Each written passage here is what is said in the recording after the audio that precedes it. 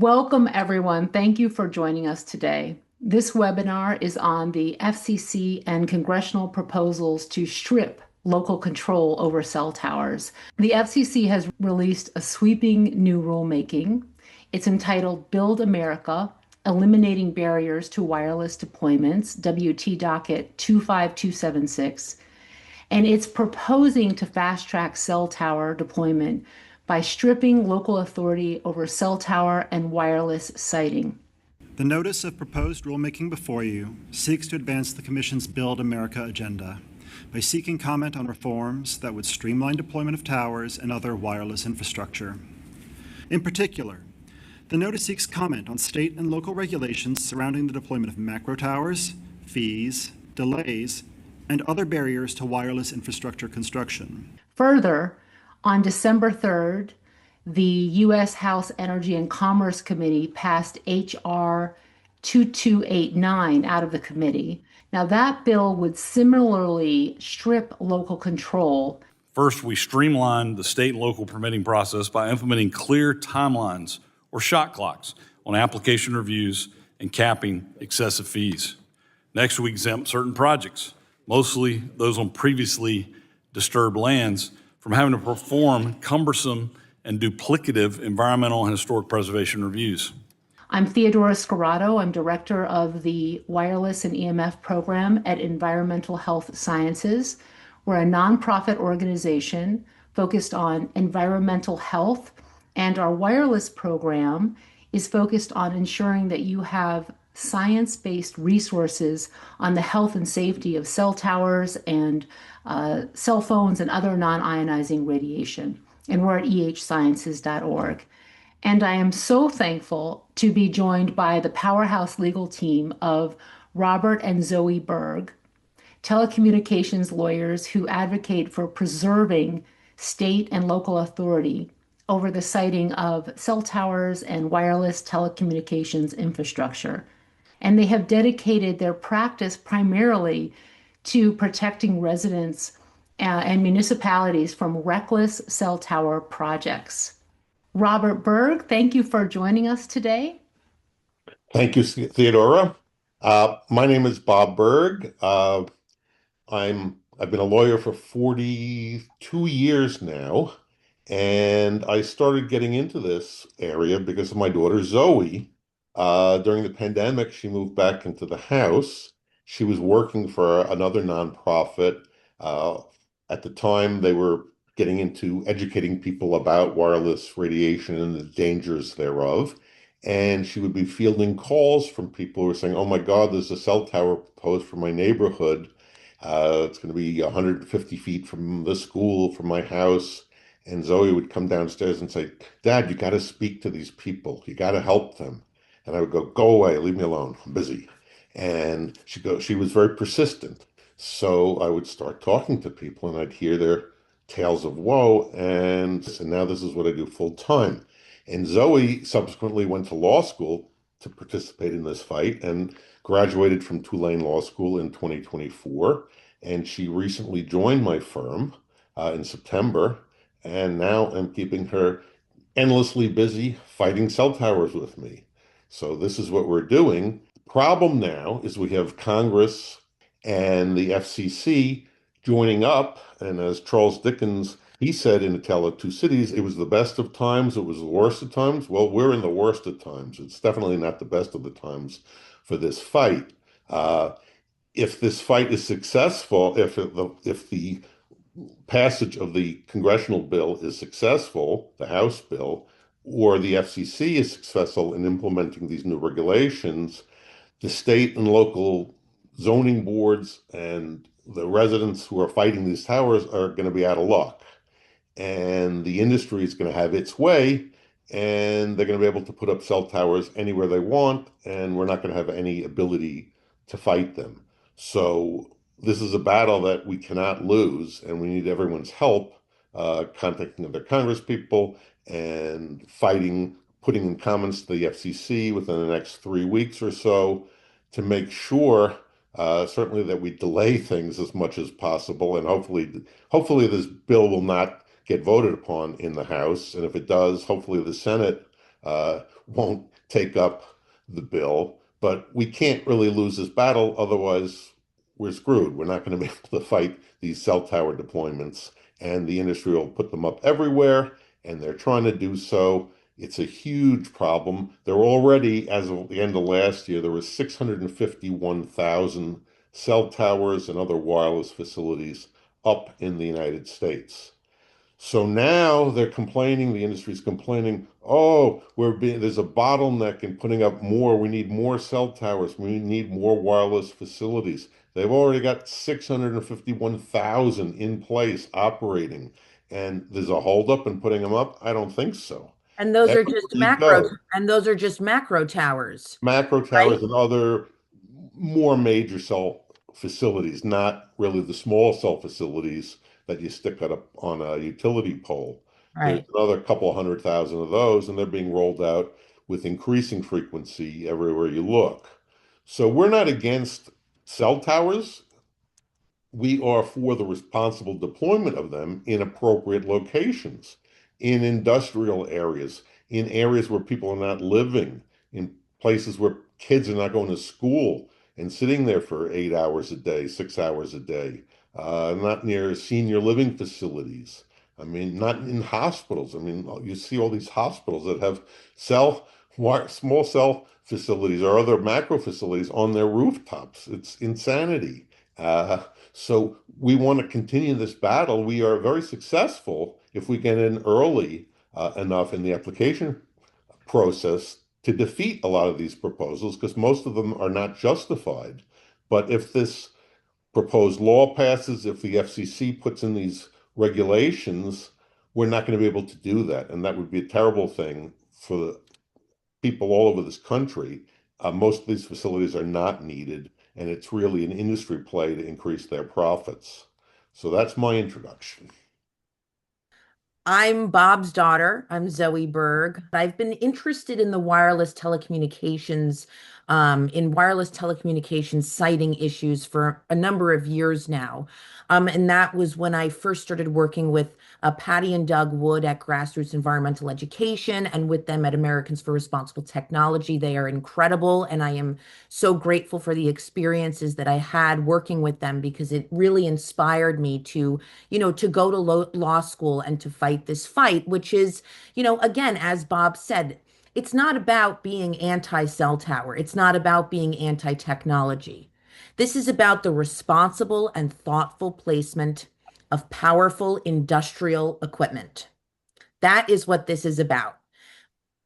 So what Bob and I do now, our full-time practice, it's the law office of Robert J. Berg is the name of the firm.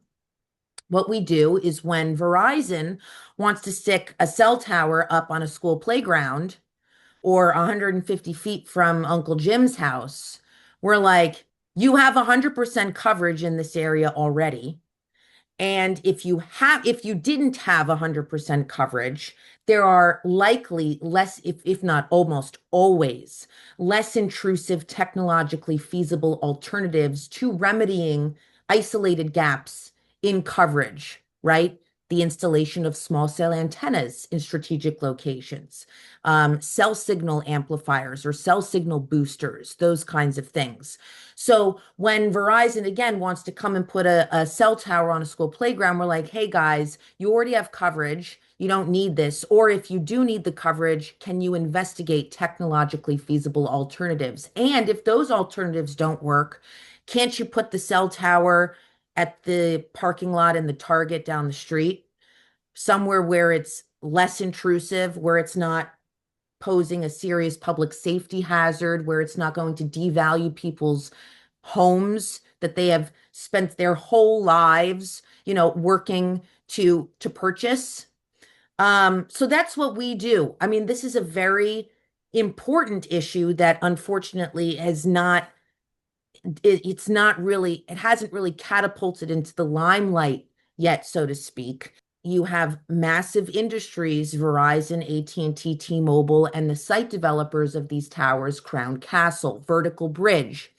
They come in and they want to put a tower that's unneeded in an irresponsible, ridiculous location that is going to really have significant consequences for you, your family, for your property value, the aesthetic integrity of your community, the environment, public health, public safety. I mean, these towers create more problems than they solve in Well, most instances. So anyway, that's the reason I'm involved in this, because I think people deserve to, communities need to preserve their control over the siting of these powerful industrial facilities, period. HR 2289, which is the bill that has been introduced this Congress, is quite catastrophic. Stripping of local control, of critical environmental reviews, of historic preservation reviews related to these towers. It's an outrageous, really. And what the FCC's notice of proposed rulemaking, what's delineated in there is very disturbing. And so, as Bob said, the time is now or never to act. We need all hands on deck. You need to be calling your members of Congress. You need to tell them oppose this bill, HR 2289.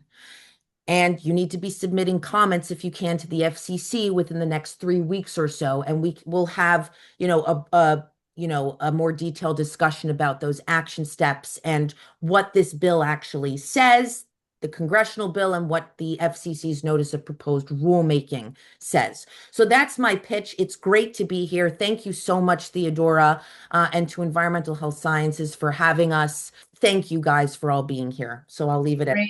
And just to give a brief overview, so that for the FCC, the proposal was published in the Federal Register, day after Thanksgiving break. Perfect timing, of course, because that starts the 30-day countdown, and then 15 more days after that for reply comments. So comments to the FCC proposal for 25276 are December 31st, of course, New Year's Eve, and reply comments are due January 15th.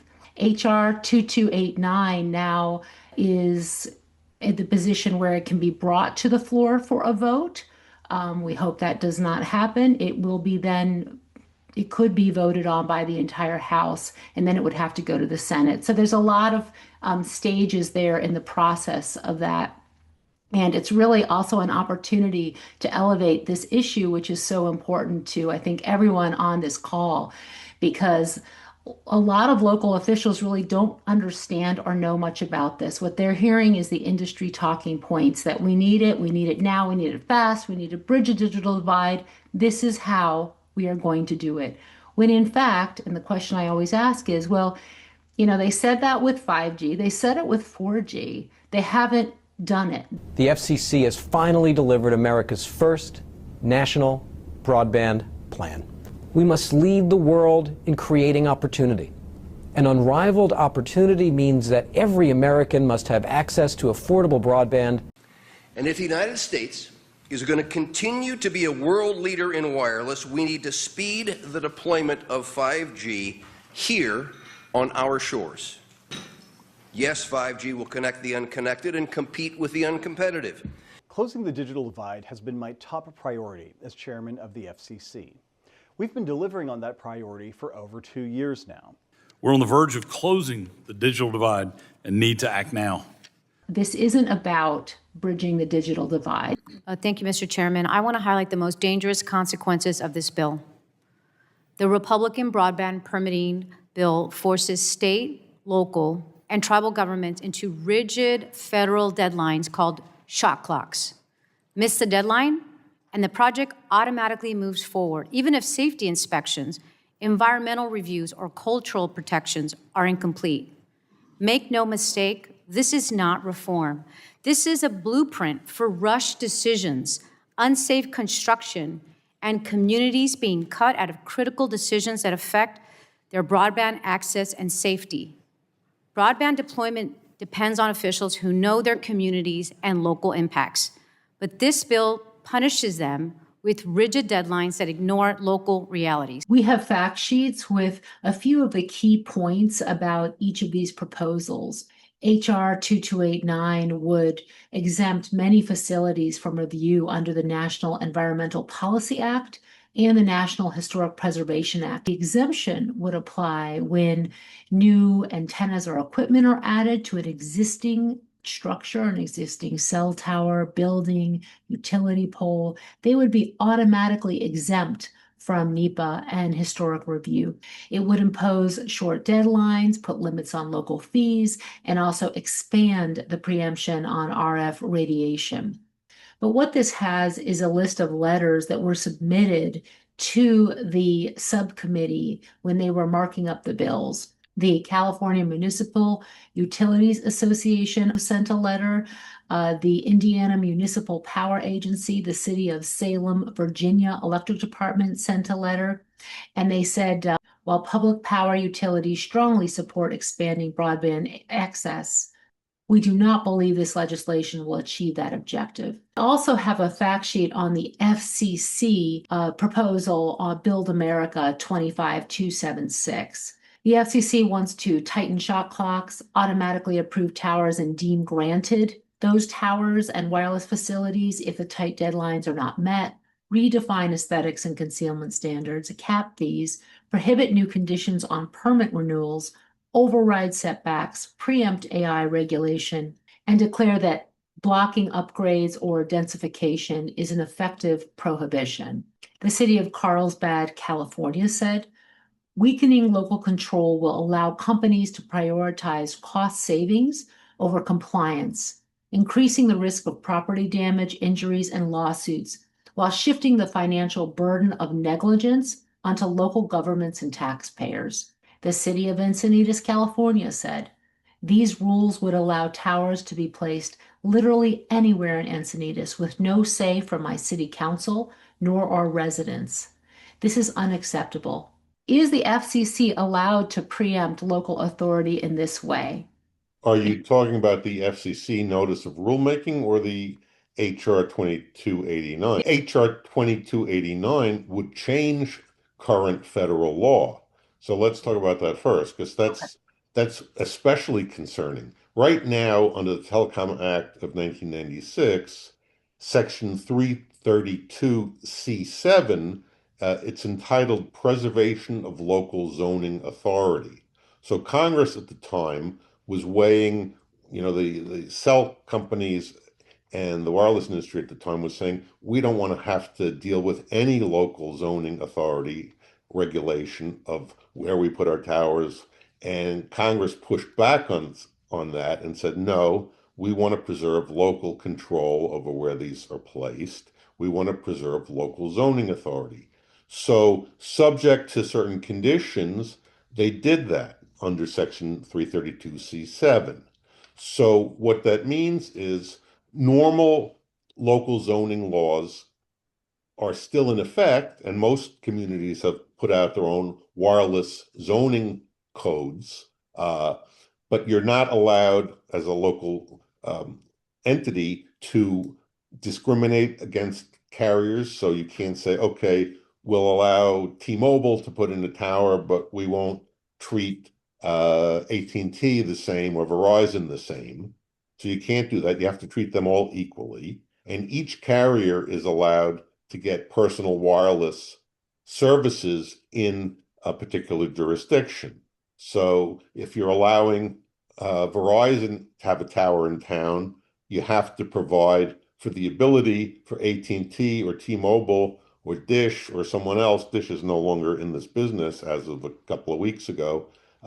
But you have to allow them to co-locate on an existing tower. You can't discriminate and you can't prevent any carrier from coming into your jurisdiction if another carrier is there already. And you can't prevent any carrier from not coming into your community. So every carrier is entitled to provide personal wireless services if they're not there.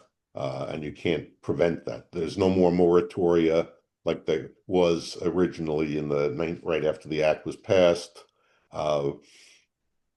You can't prevent towers. You can't have a policy, no cell towers in our community.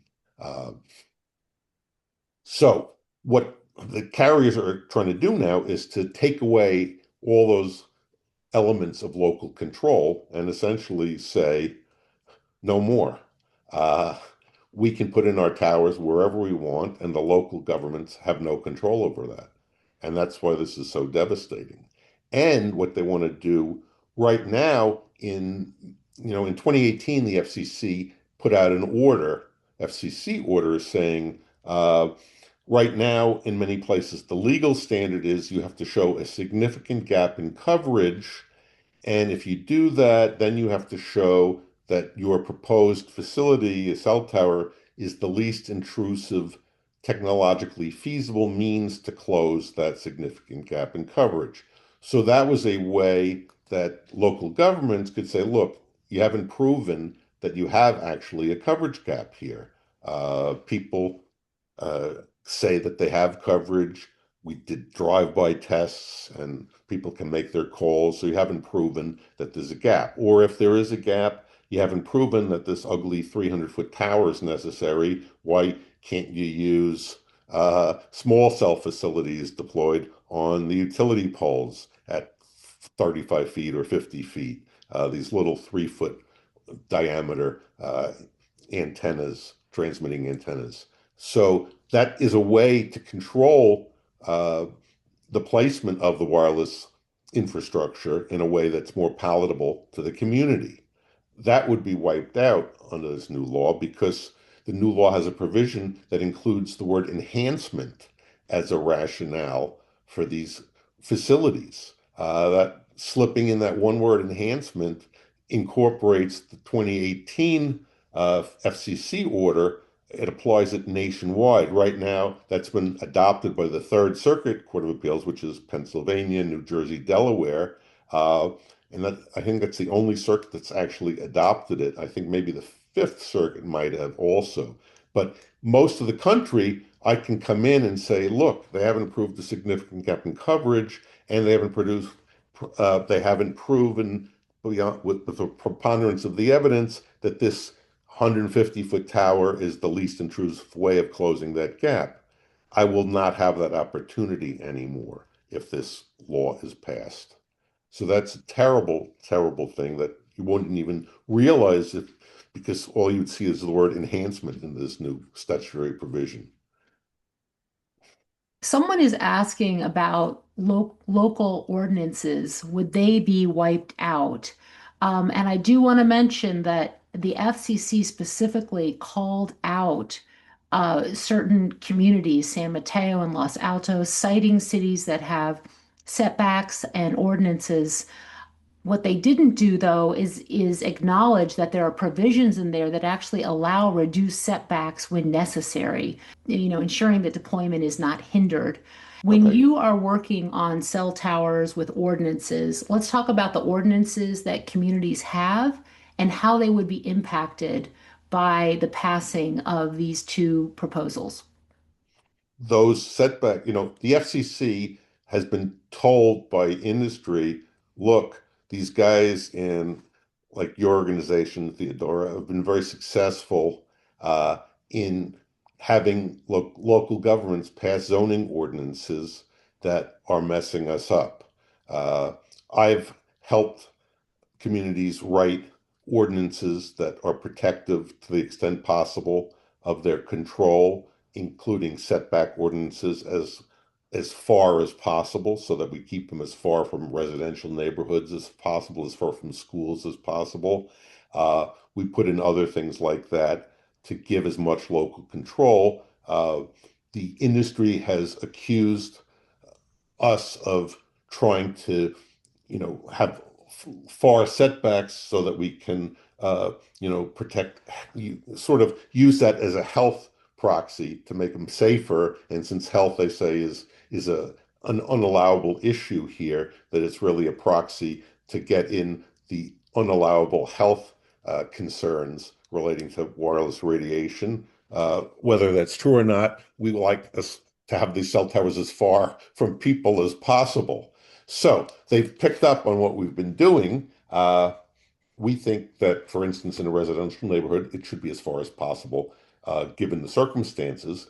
just to preserve the neighborhood character and preserve property values and the like. So you can't have 1,000-foot setback in a densely populated suburban community because then you'd never have cell towers in the neighborhood and you would violate this effective prohibition clause in the existing law. So what's more reasonable would probably be a 500-foot setback or a 300-foot setback in a densely populated suburban community. They want to eliminate even that. They want to be able to put a cell tower 50 feet from your property line, they don't care. They don't care that the cell tower could possibly collapse and fall on your house.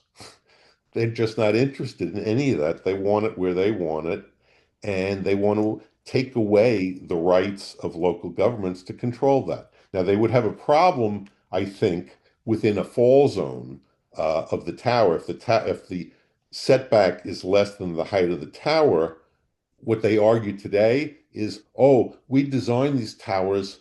First of all, they'll never collapse under any circumstance, which is, factually just not correct because they collapse all the time. You have a tornado that hits town or a hurricane, and these towers go down. Then they say we've designed these towers so they're super strong on the bottom third or half, or 2/3, and then the top we designed to have a weakness so that there's a pivot point. So if it breaks, the top third will fall, and it'll fall basically in place, and the tower won't go beyond that smaller radius, so it'll never hurt neighboring houses. So we don't need a setback that's as large as the tower height.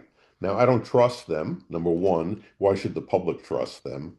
But they're getting away with that in a lot of places, even now, before this. But if this law passes, you can't even have that. You can't, I mean, there is an exception for public safety, but you'd probably lose that battle. The industry would probably say, oh, we should be able to have a setback that's just a third of the height of the tower. That's a maximum. And the FCC, if it passes a regulation under this new proposed law, 2289, if the FCC passes a regulation, it says specifically in the proposed legislation, that becomes law.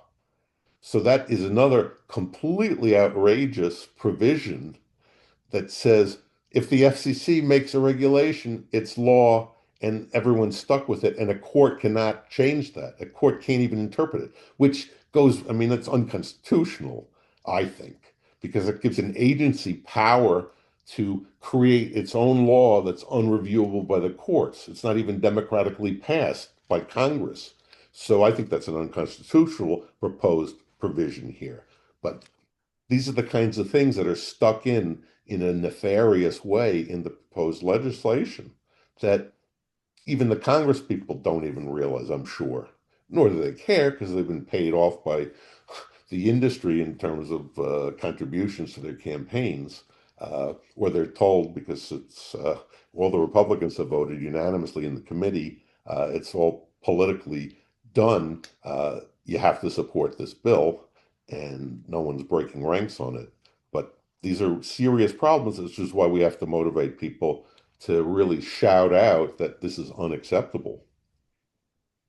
So just to be clear, what would happen, the ordinances, if these passed, right? If HR 2289 They're passed, preempted, then they are preempted. so they're no So the good. They can't ordinances be are applied to these cell correct. towers. Correct. And it will be a lot. I mean, your job, what you're doing right now, It's gone. yeah, I mean, people will not have those places where you can argue that the cell tower is improperly placed or isn't in accordance with the rules because the local communities will have so much less rules and regulations around the towers. It's really an outrageous encroachment on states' rights, local rights. I mean, it's the federal government completely overreaching and saying, we don't care about your community. We're giving free rein to the cell towers companies and the wireless industry to put their facilities wherever they want. What other industry gets that kind of protection? It's crazy. It's totally un-American. It's not like, if you look factually, that they don't have their facilities everywhere already. I mean, again, we're talking 651,000 as of last year. There's probably 700,000 at least now by end of 2025. I mean, they're not slowing down deployments. Not to mention, you have these satellite, deployments, the terrestrial networks, these, cell towers, land-based, wireless telecommunications facilities will soon become, in many respects, obsolete. That's what we predict. You have Starlink, you have all these other, satellite-based services, broadband services. So, it's really very concerning. They're just pushing and pushing to do what they want, where they want, and not have people in the way, communities who have opinions or thoughts about what would make the most sense in their community. And it's a problem, from a cybersecurity perspective as well, Mhm. because wireless is not a secure way of communicating. It can easily be hacked. It's also not technologically advanced in terms of speed. Fiber optic cable is much, much faster. It's much more secure, and it's not, there are no technological advances needed there. It's always going to be the fastest because, in fact, the wireless facilities are powered for their internet service by fiber optic cable. So that's always going to be the maximum, most technologically advanced means of, getting your internet service. And it's there now through much of the country. So what they should be doing is fostering the deployment of fiber optic cable technology, and that's where the money should be going, not to help these profit-making wireless companies. And that would be a much better use of federal funds that are going to further the technological advancement for deployment of internet and broadband. Another question that people ask often is why are they putting up new cell towers if they already have cell service in a given area? Do you want to briefly address that? Sure. Again, the reason they're doing this, we believe, is because the wireless companies are trying to force out cable companies that are providing internet service and fiber optic companies, and they can make so much money by densifying their networks, and they're trying to get you to use their wireless coverage for all your internet needs. You can see that AT&T is doing a big push, wireless, so is Verizon, to have you do a one-stop shop with your wireless coverage. They give you a special antenna to hook up inside your house, and it sort of boosts the wireless signal, and then you're going to stream your TV and do all your internet through their wireless coverage. So what to do that, they need to have many more cell towers and other wireless facilities. They have to densify their network everywhere. So they need multiples of the existing 651,000 facilities around the country. And Congress seems to want to do that to give them, or at least the Republicans in Congress right now with this bill, want to allow that to happen. And to have that happen, they have to take away state and local control over where the things go because people are pushing back now. Most people say, we got enough towers around here. We don't want it in our backyard for a good reason. We have cell service. It works fine. Why should I be the one now to have a 150-foot tower in my backyard when I already have service? And a good proxy for this is the FCC requires all wireless carriers to supply twice a year their wireless coverage data to the FCC. It's under the National Broadband Data Act, which Congress passed in 2020. So they have to provide all their coverage for down to the street address level. You can type in, if you Google FCC National Broadband Map, you'll get to the FCC website portion where they have this map, and you can type in your address, and up you'll see in the search, you type it into the search bar, and you'll get all the coverage available to you at that address by carrier. It'll tell you if you got 4G, 5G, LTE service by carrier. And you'll see if you have 100% coverage, you have no coverage. So you can tell in many places that we look where there are applications that we're fighting, we find 100% coverage by the very applicant, Verizon, for instance, or AT&T, that's claiming they have gaps in their coverage. We see on the map that on data that they supply to the FCC under penalty of perjury and penalty of enforcement fines from the FCC, if they're lying, it says 100% coverage. So they don't need it. They're lying in their applications to the local governments. That's where I come in and Zoe comes in when we fight these things. And we say they don't need the coverage. We point to the map, and yet they're saying, and this is one of the reasons they don't want local governments to have a say, because they just want to put in their towers anyway. And the fixed wireless is where you get a modem that you would put in your home and you pay the service like you do with your cable or with your fiber optic, and it would, instead of going through the wire out of your home, it would go to directly to a tower. So in order to have this fixed wireless service, they need to have much more base station antennas all across nationwide. And that is going to also put all of the radio frequency all into the air rather than into the wire. Because when it goes into the air, it goes into us, into wildlife, into trees. And this is of grave concern because of the implications and the public health implications of that densification, environmental exposure, which is going to be rapidly escalating from their current plans of deployment. How about we talk about the shot clocks, the automatic approval if cell tower shot clocks are missed or wireless facility shot clocks. So under the proposal, if a local government or the FCC, I should say, is asking for comments on the proposal of changing it from right now, if a community doesn't meet its shot clock, it would be considered a failure to act, and they could go to court. The company could go to court for the locality not acting on the cell tower proposal. But this could switch to automatic approval or deem granted. Correct.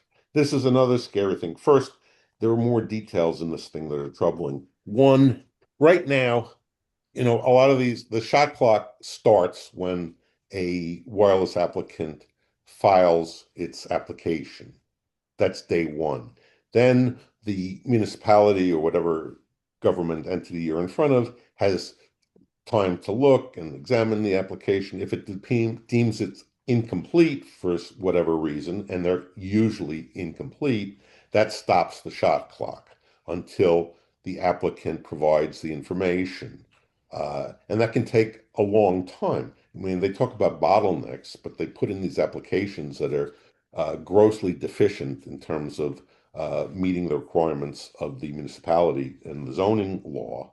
And then they complain. I mean, oftentimes you'll wait 3 months for the carrier to actually provide the data that's needed to complete its application. And then they're complaining about, oh, this thing's dragging out too long. I mean, I have one application I'm working on now. It started out in November of last year. They had the first public planning board meeting in March. We're now in December. There's a public hearing that went on this evening on this matter. It's going to go well into early winter before the planning board actually rules. But most of the delay is because Verizon hasn't gotten its act together and was submitting these incomplete filings and didn't provide the data that the board needed. So most of it is generated by the applicants themselves. But if you miss the shot clock, first you generally the municipality tries to negotiate with the applicant. So Verizon, for instance, in this case is saying, oh, the shot clock's going to run out on such and such a date. And the municipality is saying, or the planning board is saying, well, it's because you didn't give us the data, so we don't buy that. We're going to ignore that. And shot clock hasn't started running. They have a different schedule. But so usually the applicant doesn't really push too far because the ultimate, the board can say, okay, if you don't give us the extension, we're going to deny your application. But sometimes the municipality screws up and misses the shot clock. What happens now is the application is deemed granted, but it's because of the failure to meet the shot clock. The applicant then has to go to federal court and make a motion to the judge after they file a complaint saying the Telecom Act was violated. Then they have to get the judge to order the application deemed granted and the permits be issued as an injunctive relief by the federal court. Well, sometimes judges say the municipality or the local government has a reasonable excuse here, and I'm not going to order the permits granted. You got to go back or whatever. Under the new proposed legislation, the court's not going to have any discretion. It's going to be required to issue the permits immediately, or they're actually going to be deemed granted by matter of law. They won't even have to go to court unless the municipality refuses at that point to issue the permits. But once you miss the shot clock, by law, it's deemed granted and you have to issue the permits. So that's a big change. And that's not really justified. And if you toll the shot clock, if you have an agreement with the applicant as a municipality to toll the shot clock, you're only allowed to do that once for 30 days, which is right now you can string this along. And again, it's usually because it's always because the applicant is not providing the data that you need to consider the application. But now under the new proposal, it's only a one-time 30-day extension of the shot clock. So that is kind of ridiculous too. Each piece of this is just dismantling the ability to ensure responsible placement for these installations. And due process and the ability of the municipalities, which are strapped, to respond and to process these things in a rational manner. They're trying to force these things through the pipeline, give them very little time to respond, so they rubber stamp them because they just can't handle it. You mean municipalities don't have adequate staff to meaningfully review these technical, applications? Correct. And so because they can't meet their shot clock timeline, they just rubber stamp. Yes. Because if they don't rubber stamp and they run out of time, they're going to get deemed granted anyway under the new law. The FCC does not have an oversight program for compliance for cell towers. Right now, we have what is essentially the honor system. We rely on the carriers to self-certify. What they're doing is taking away the right to require the carriers to do that on an annual basis or what have you. There's nothing that prevents a municipality from hiring its own inspector, and then if they find the readings are too high, to filing an enforcement complaint with the FCC. But this was a mechanism that was put in these ordinances to keep the carriers honest at relatively minimal cost and to give comfort to the residents of these towns that at least there's some check that these things are going to be operating within their emissions levels, because we don't really trust the carriers on their own to do this. But now if there's these random inspections coming in, at least we have that comfort that the thing's not going haywire and really zapping us. But the taxpayer, the residents would have to pay. Correct. Rather than the industry to pay. Correct. And that's right. They should certainly have that burden. Yeah. This is shifting costs from the corporations to people, to the community. It's not enough that they're forcing these towers into our neighborhoods, these ugly towers, industrial towers. Now we have to pay to make sure that they're not exceeding their emissions levels. Several countries have maps where you can go online, like the broadband map, and you can actually see what the RF levels are in the community. You can see sometimes it's what the companies say. They have their RF reports. Whereas in the United States, I'm doing some FOIAs like in New York City, and other people are too, in communities where we have to file public information requests, freedom of information requests, just to get the RF compliance reports. And sometimes we never get them. Right. And there are a lot of issues with how other countries are measuring. I mean, but at least they have some mechanism of an attempt to ensure compliance. Whereas here in the United States, we don't have a measuring, monitoring program or any kind of oversight, robust oversight program, certainly not transparently. Let's talk about commenting on the FCC. The public can comment. The elected officials, mayors, localities can submit comments. Substantive comments are really important where you talk about what the impact can be to you.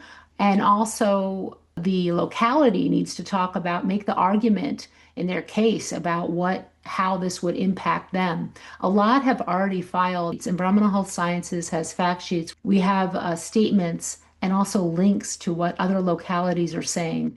They are arguing that, in fact, their ordinances are not inhibiting the deployment of broadband. They are arguing that they are deploying wireless technology and not prohibiting service. So these are really important that localities that they comment. But the public can too. We, the people, can comment, and it's really important that we get thousands and thousands of comments. If you want to say, you need to say something. And it's important to be as specific as possible. If you have had experience with having a cell tower coming into your town and the impact it has on people. For instance, I have many cases where people actually sell their houses because they're within 300 feet of a cell tower and they're afraid for their health, and they will sell their house at a loss and get out of town because they don't want to live near this monstrosity. And put those kinds of comments in there. Let the FCC see that, how it impacts it, how they sold their house at a loss because the cell tower came and was placed within X number of feet of their house. How many people they know that sold because of this. Show the impact, the actual impact in the real world. You know, the premise of this notice of rulemaking is based on all industry supplied nonsense. You know, there are a lot of lies that gave rise to this rulemaking about the bottlenecks caused by local government. It's a lie, as I said before. Most of the bottlenecks are caused by the industry, by the applicants not providing the data that's required in a timely manner. Uh, you know, the one major thing that I see, you know, the applicants provide these propagation maps to justify their so-called lack gaps in coverage. The propagation maps are, you know, produced by computer software. They're not real-world data-based maps. They're not doing drive testing and showing where their calls are dropping off or calls can't be placed or there are failure to complete calls. It's all based on computer software, and they're playing around with the parameters and they're playing around with the inputs, and none of those maps are validated. They have some hack RF engineer that's told how to produce the data, and the data invariably shows that there are these gaps in coverage. Then if you look at the FCC National Broadband Map data for the same area, you will often see nearly 100% of the time, you'll see it's 100% coverage. So where they're claiming with their propagation maps to have substantial gaps in coverage on the very area that they're talking about, if you look at the FCC National Broadband Map based on their own data, there's 100% coverage. So they're either lying to the local planning board or zoning board about their coverage gap, or they're lying to the FCC. Now, the FCC, they're filing their reports under penalty of perjury to their own federal regulator that can fine them hundreds of thousands of dollars, or to someone on the planning board. Who are they going to lie to? We know they're going to lie to the planning board. So that's why you have to be able to fight this at the local level. So the planning board, when you as a resident or a community activist can say, look, they haven't proven this, you can choke up with the FCC National Broadband Map data and say, look, they're giving you this propagation map, but here's the FCC broadband map data that they supplied, and it's showing 100% coverage. Don't believe them with their propagation map. That opportunity will be gone. You won't be able to do that anymore. And that strips huge weapons from you to fight these things, and that's wrong. Everyone on this call should write to the FCC and file a written comment with them, because that's the only thing that counts with the FCC is a written comment. So we have three ways that you can send comments. You can go to the FCC, you can do express comments. With this webinar, there will be a link how to submit comments that goes through all of this. So I'm not going to go into so much detail. You can do a short comment that's easy. You can do a longer comment. You can mail in your comments. We also have a tool. We have a way that it will automatically be mailed to the FCC. Because we need a few days for mailing, that'll probably end around January 3rd. But you can submit your comments online. It goes through our portal. Or you can go directly to the FCC. All of that will be attached to this video on the webpage where you're watching this. So for the hearing, Zoe, do you want to talk about the hearings? I would argue both are very important. Obviously, submitting comments to the FCC is vitally important. If these bills pass, HR 2289 in particular, we can't litigate our way through preventing that from happening. The FCC and notice of proposed rulemaking, if that is adopted, Bob, do you want to chime in on this briefly? We're still in super serious trouble. Or it's still in super serious trouble. Okay, so I'm not even going to say, I'm not even going to say that. Okay. So let me just go through some of these action items. So there are two hearings coming up. Okay. There's one on December 12th and there's one on December 17th. So the December 12th hearing is called Member Day in the House Energy and Commerce Committee. So this is Congress. This is not the FCC, this is Congress. So this is a hearing on the Hill. Members of other committees, members of Congress who serve on other committees other than the House Energy and Commerce Committee can show up to this hearing and speak on behalf of bills that are under the jurisdiction of the Energy and Commerce Committee. The HR 2289 was under the jurisdiction of the Energy and Commerce Committee. So we are encouraging folks to contact your members of Congress to attend this hearing on December 12th and to oppose HR 2289. Okay, that's one. There's another hearing 5 days later, December 17th. The U.S. Senate Committee on Commerce, Science, and Transportation is holding an oversight hearing of the FCC. So the last time that this particular Senate committee did that was in June of 2020. When all of the commissioners were in attendance. That was the last time when all the commissioners were in attendance, and an oversight was in June of 2020. So anyway, so all three of the FCC commissioners are going to appear before the U.S. Senate Committee on Commerce, Science, and Transportation on December 17th of this year. This is when members of that committee, that Senate committee, are going to have an opportunity to ask these FCC commissioners questions. We are advocating for folks such as yourselves to contact members who serve on the Senate Committee on Commerce, Science, and Transportation to tee up questions to ask the FCC commissioners during that hearing. Now, the question that is most critical to ask is what is the FCC doing, or what has the FCC done to address the DC Circuit Court of Appeals 2021 mandate?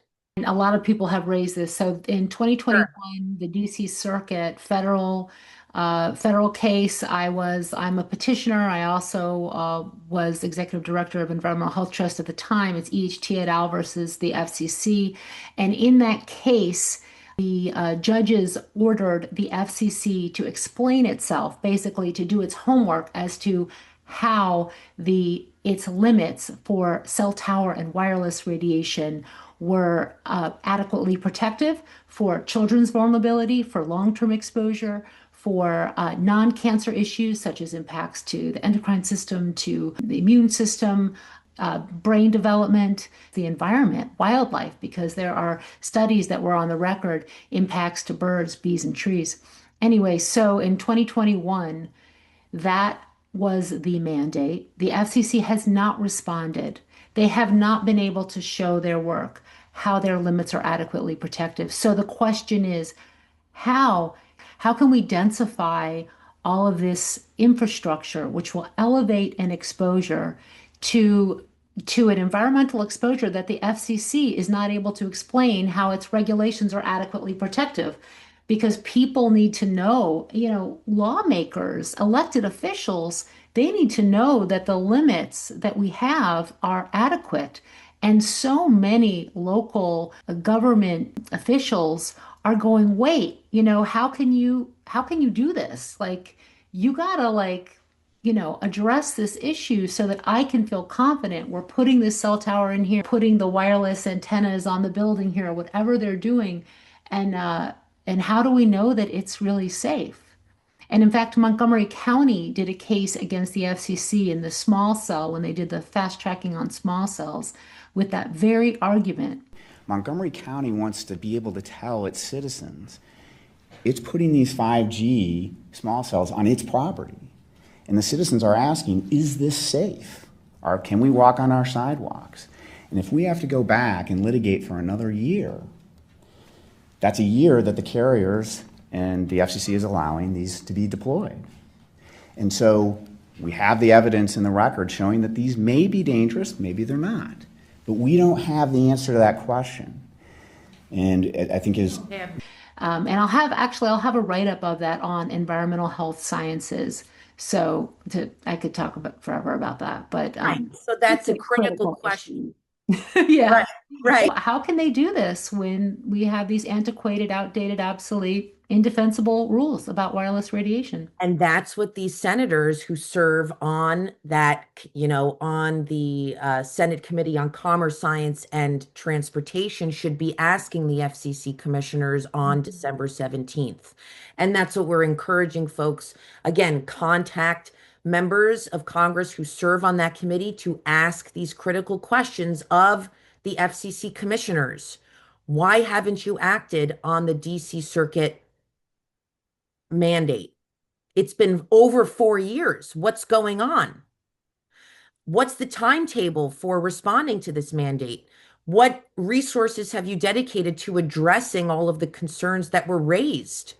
All of these kinds of questions. So anyway, that is really important for on the federal bill side of things. And then as for the FCC comments related to the proposed rulemaking, you can file, as Theodora said, express comments through the FCC's electronic comment filing system. If you just go Google it, but we'll have all of this also for you, easily accessible after the call. But you can Google it, FCC ECFS, which is the electronic comment filing system, and you type in the docket number 25276, and you can comment on the docket, which is what we've been discussing this evening. So I know there are a lot of steps. We're going to write it out, but I think bottom line is pick up the phone and call your member of Congress and say, oppose this bill, HR 2289, and to interface with your, raise awareness about this bill and what the FCC is trying to do through its notice of proposed rulemaking with your local legislators, with your mayor, that everyone needs to know what's going on here, that this is a massive telecom power grab. That is what this is. It is overreach to the nth degree, and it is unacceptable, and it is unsafe, and it is irresponsible, and we need to act now. This is a total teamwork effort. So anyway, I get very passionate about these things.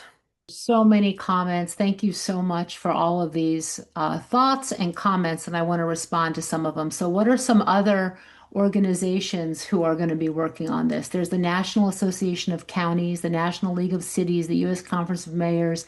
They, I think, are getting updated on this, and I hope will weigh in as they have in the past. Find out who is your local official. A lot of people come to me and they say, well, how do I even know? They haven't been involved in politics. This is a great example of how the personal is political. We are talking about what is going to be happening in your community, in your neighborhood, to your family. And I know several people who are on this call right now have had cell towers that have gone up right in front of their home or very nearby, and they have had to leave or engage in litigation to address the issue. Another thing I want to add that someone brought up is AI by the FCC in 252276 is that they want to preempt state and local authority regarding AI.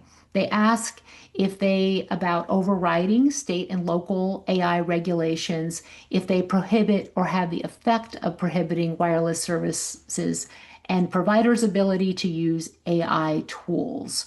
One of the things I have in our fact sheet is comments by localities, but also by folks who are getting involved in this issue because of the AI issue, because regulating AI and again, having responsible, regulations around it is something that a lot of states are getting involved in. And this could preempt pieces of that. And you can go online at the FCC and type in 25276 and actually see what other commenters have put up there if you're interested. I've been going there every day to see what cities, towns, and people are commenting. And I am really thankful that there are hundreds of comments, overwhelming amount of comments, thanks to people on the call and other organizations working on this as well. And it's important, as a matter of law, they have to respond to the comments. Yes. Now, they don't have to respond to every comment individually. They can group comments, but they have to cover all the subject matters raised. So you can make comments on fairly obscure points, and they have to cover at least, every subject raised, every substantive subject raised. So it's important to cover the whole spectrum of subjects too. Property values, historic preservation, environmental concerns, public safety, public health, all of these things. Speaking of property values, another great group of people to get engaged in this effort of raising awareness, submitting comments, realtors. Property values are directly affected by cell towers. And the comment should be very specific. Like, I've been selling real estate for 25 years, and whenever I have to sell a property that's close to a cell tower, the buyers are reluctant to buy. It takes longer to market it. The properties sell for 20% less or whatever it is. They have to be as specific as possible, and then it's much more persuasive. We have a fact sheet on cell towers and a page all about it. So this is really useful when you go to your realtors to share what other realtors around the country are saying about this. There's also published papers and reports that have been done, official reports related to property value devaluations. The academic literature is very consistent, showing as you get close to cell towers and as they're visible from the properties, the values are diminished substantially, up to 20% in various cases. And this is worldwide. There are studies from Africa, there are studies from South America, there are studies all across the US in the academic literature. Someone is asking, can you explain preemption again and how it works in the case? What is preemption? Preemption in our system, the federal government and federal laws are supreme over state and local laws.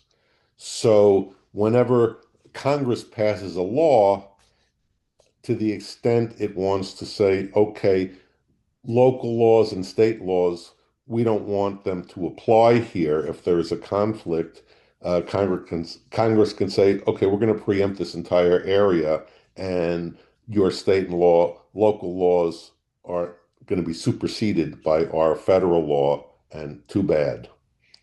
Now, we have the 10th Amendment, the Constitution, where there are states' rights, but for something like this, where the FCC has control over the spectrum, the RF spectrum, and the like, Congress has pretty much free reign to preempt things that state and local laws that tread on the radio waves.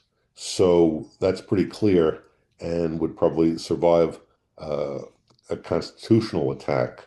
So that's what preemption is. So preemption is like overriding, exactly. Yes. Overriding. So everything is going to be decided at the federal level. The requirements and rules will be set there, which basically are industry's wish list here. So I am going to thank everyone for coming on this call, and we will be following up with fact sheets and also links to a lot of what we talked about. Any last words, Zoe or Robert? No, you got to get into this fight. I know a lot of you are already in this fight. I've suffered from the wireless industry already because I checked out who's on this call, and I know a lot of you. So we really need you to come into this battle right now. This is really the time to speak up, contact your Congress people, and get involved. Because if we lose this battle, it's all over in terms of fighting against individual towers in your neighborhoods. Your right to participate in that will be taken away, as limited as it is already. So we need you. Everyone is going to make a difference on this.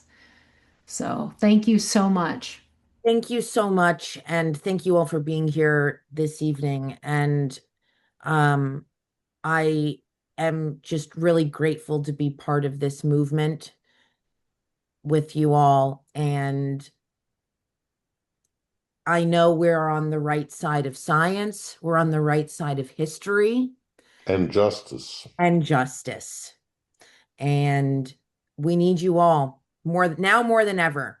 So please get involved, call your members of Congress, submit your comments to the FCC. We will have details to follow. Thank you. Yeah. Good night, everyone.